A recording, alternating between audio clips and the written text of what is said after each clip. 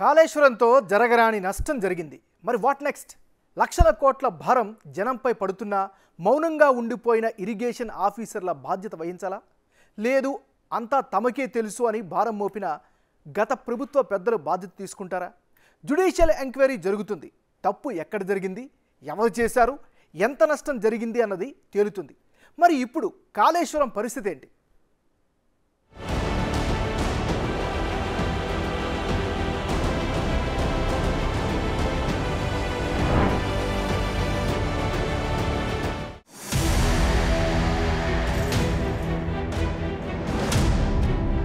ఎంతో అనుకుని ఎంతో చెప్పి తెరపైకి తెచ్చి కొత్త డిజైన్లను జనంపై రుద్ది ఎక్కువ వడ్డీలకు అప్పులు తెచ్చి ప్రజల డబ్బుతో కట్టిన కాళేశ్వరం 3 ఏళ్లకే కుంగిపోయింది. అసలు రిపేర్లు చేసినా సరిగా పనికొచ్చేలా లేదన్నది మంత్రుల బృందం పర్యటనలో తేలిన విషయం. నిజానికి రైతులు పండించిన పంటతో కాళేశ్వరం అప్పు ఎప్పుడో తీరిపోయిందని మాజీ సీఎం కేసీఆర్ కొన్ని సందర్భాల్లో చెప్పుకొచ్చారు. సీన్ కట్ చేస్తే కొత్తగా ఆయకట్టు పెరిగింది లేదు, ఉపయోగపడింది లేదు. తీరా కాళేశ్వరంలో కీలకమైన మేడిగడ్డ కుంగిపోయి నీటినంతటినీ ఖాళీ చేసేశారు.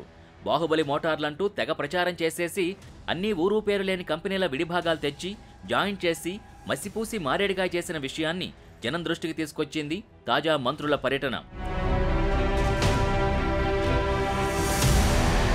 కాళేశ్వరం ప్రాజెక్టులో 3 ఆనకట్టలు, 22 లిఫ్టులు, 21 భారీ పంప్ హౌసులు, సొరంగ మార్గాలు వీటన్నింటినీ 36 నెలల టైంలోనే పూర్తి చేశామని బీఆర్ఎస్ క్లెయిమ్ చేసుకుంది. హడావుడి పనులు, రికార్డులు సృష్టించాలన్న పరిస్థితి తప్ప పని మీద శ్రద్ధ చూపెట్టలేకపోయారంటున్నారు. ఈ ప్రాజెక్టు నిర్మాణం కోసం కాళేశ్వరం ప్రాజెక్టు కార్పొరేషన్ కింద 97,449 కోట్ల రుణాన్ని సమకూర్చుకోగా ఇందులో జూన్ 2022 నాటికి కేవలం 79 కోట్లను మాత్రమే అసలు రూపంలో రీపేమెంట్ చేశారు. 4,427 కోట్ల మేర వడ్డీగా చెల్లించారంతే.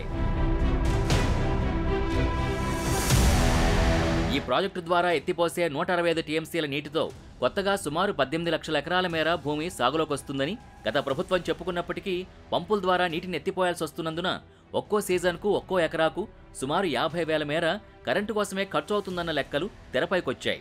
గడిచిన 9 ఏళ్లలో 1.55 లక్షల కోట్లని సాగునీటి రంగంపై గత ప్రభుత్వం ఖర్చు పెట్టినప్పటికీ అదనంగా నీటిపారుదల విస్తీర్ణం పెరిగింది ఏమంత గొప్పగా లేదు. అన్ని రకాలుగా రాష్ట్ర ఖజానాకు గుదిబండలా మారిన కాళేశ్వరం ప్రాజెక్టు డిస్కంలకు పెద్ద ఎత్తున బాకీ పడింది. ఇప్పుడు జనం నెత్తినా దించుకోలేని పెద్ద భారం ఉందంటున్నారు. ఫైనల్గా దీని రిపేర్ల సంగతి తేలాక ప్రాణహిత చేవెళ్ల వైపే ప్రస్తుత ప్రభుత్వం ఆలోచన ఉంటోంది.